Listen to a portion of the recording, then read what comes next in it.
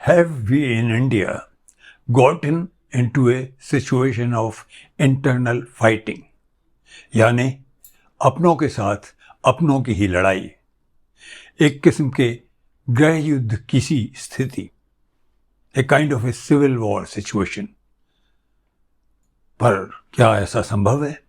हो सकता है ऐसा? Yes, it can.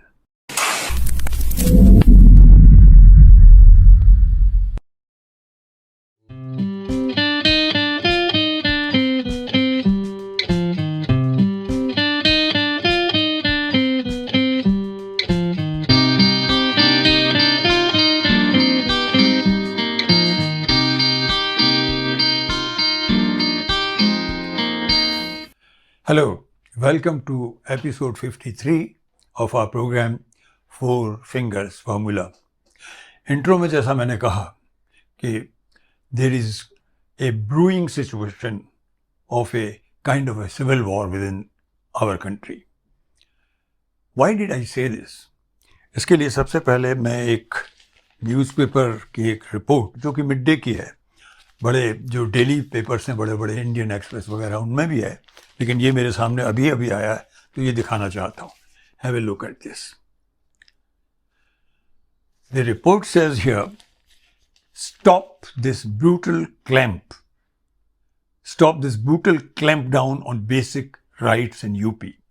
Former SC, that is Supreme Court, High Court judges urged CJI, Chief Justice of India, to step in. Want top court to take suo motu cognizance of goings on in the state following protests against remarks by BJP spokespersons.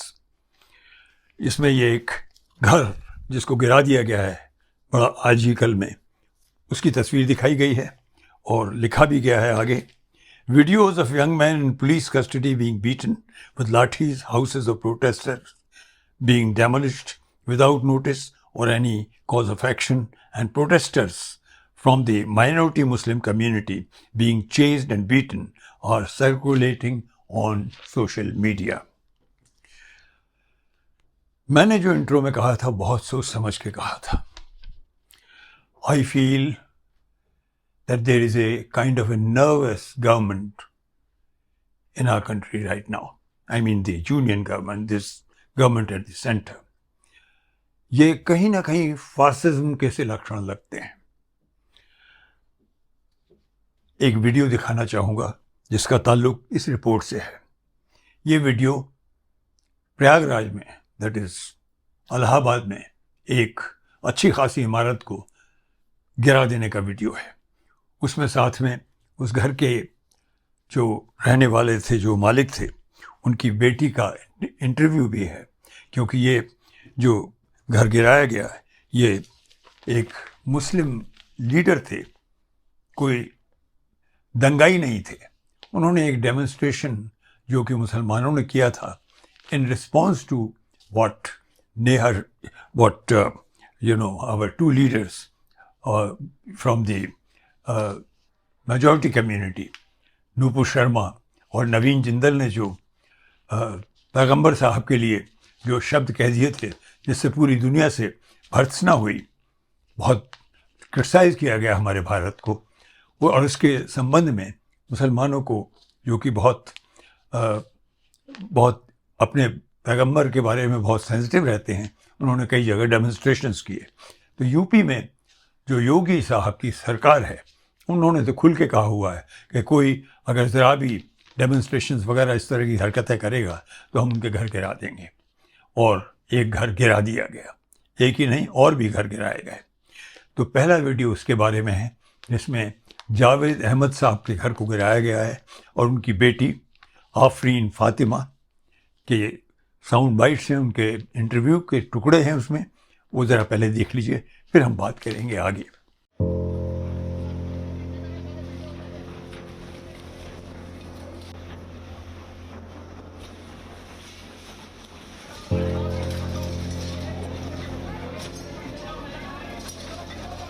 We've been paying our house tax for around 20 years, and not once have we received any intimation by any development authorities of Allahabad that our house is illegal. उनके दो इसमें शामिल थे इस तरह के प्रदर्शन में।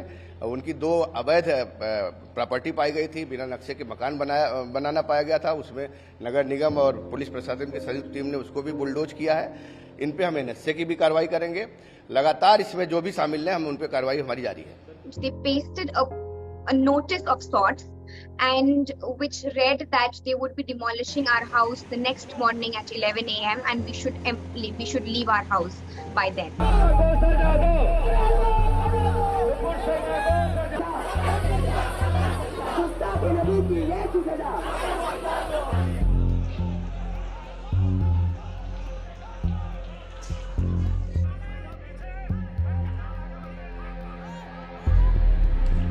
You cannot demolish a man's house for protesting. You cannot link it to the protests. These are 2 different things altogether. It is, in my view, an abuse of power.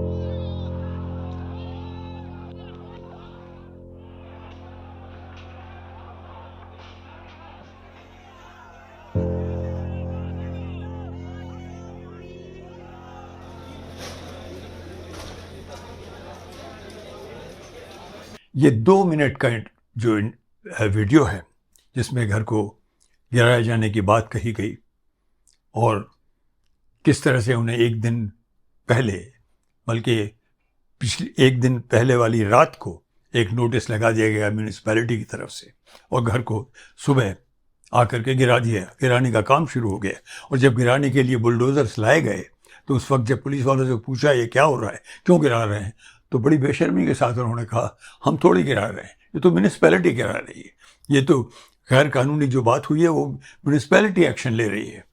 इसके लिए सब तरफ से बहुत हैवी क्रिटिसिज्म हुआ। Allahabad high court के एक बहुत ही सीनियर जज, उन्होंने तो इसको बिल्कुल एकदम स्टेटमेंट दिया कि सरासर गैर कानूनी हरकत है और इसके ऊपर सख्त से सख्त कदम उठाया जाना चाहिए।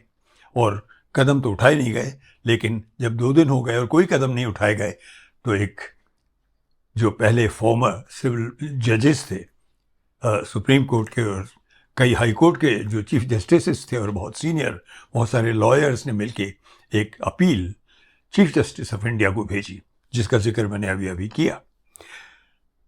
पर एक और वीडियो इस संबंध में आपको दिखाऊंगा। ये वीडियो सहारनपुर का है। वहाँ भी ऐसे डेमोन्स्ट्रेशन हुए थे और वहाँ भी पुलिस ने कई लड़कों को पकड़ लिया और उनको अंदर हवालात में ले जाकर के क्या हुआ खुद देखिए।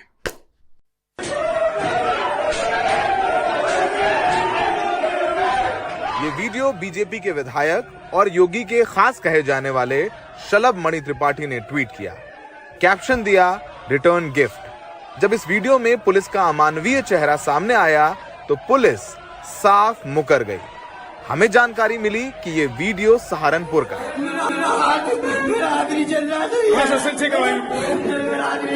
इस वायरल वीडियो में एक युवक पुलिस से हाथ जोड़कर गिड़गिड़ा रहा है कि मेरा हाथ टूट गया है, मुझे मत मारो।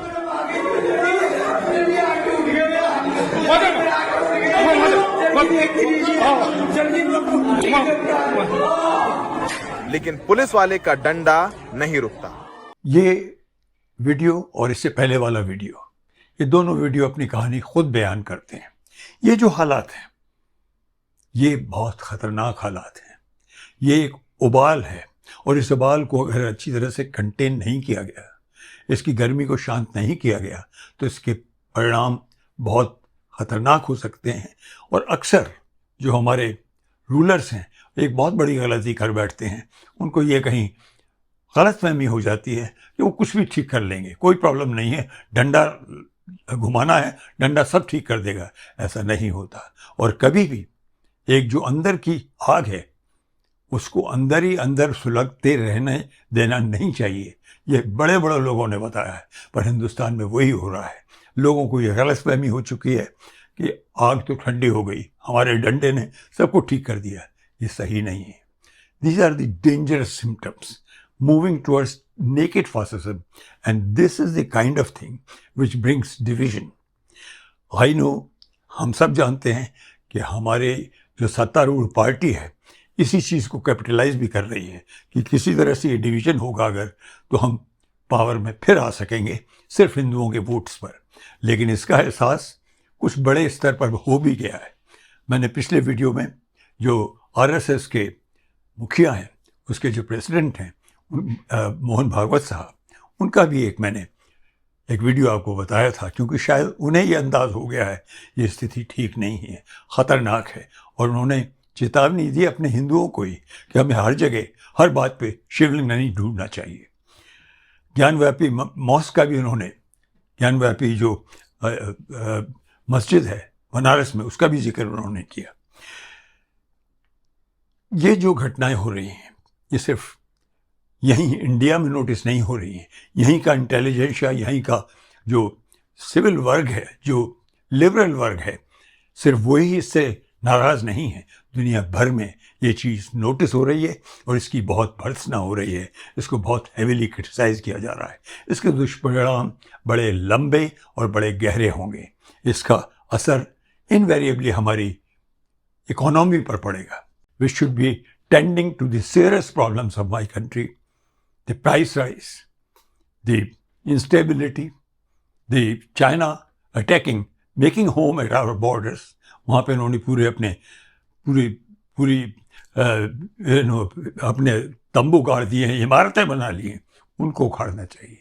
What is needed is bringing down those buildings, not the buildings of our own citizens, which are legally made by them. That's why I said that the spectre is staring in my eyes, and the spectre is not good. The spectre is of a kind of a civil war. Government must watch. Government के जो आका हैं हमारे, उन्हें जागृत होना पड़ेगा, जगना पड़ेगा, जैसा मोहन भागवत साहब ने कहा, और संभालना पड़ेगा स्थिति को। स्थिति इज सीरियस, साधारण नहीं है, असाधारण है, डेंजरस है। भारत एक यूनियन ऑफ स्टेट्स है, उसको सुदृढ़ रहना चाहिए। I wish our rulers will wake up. आज इतना ही। Please share our video, please subscribe to our channel. We need help, we need a pat on our shoulders for bringing out these analytical pieces for us, all of us. Thank you.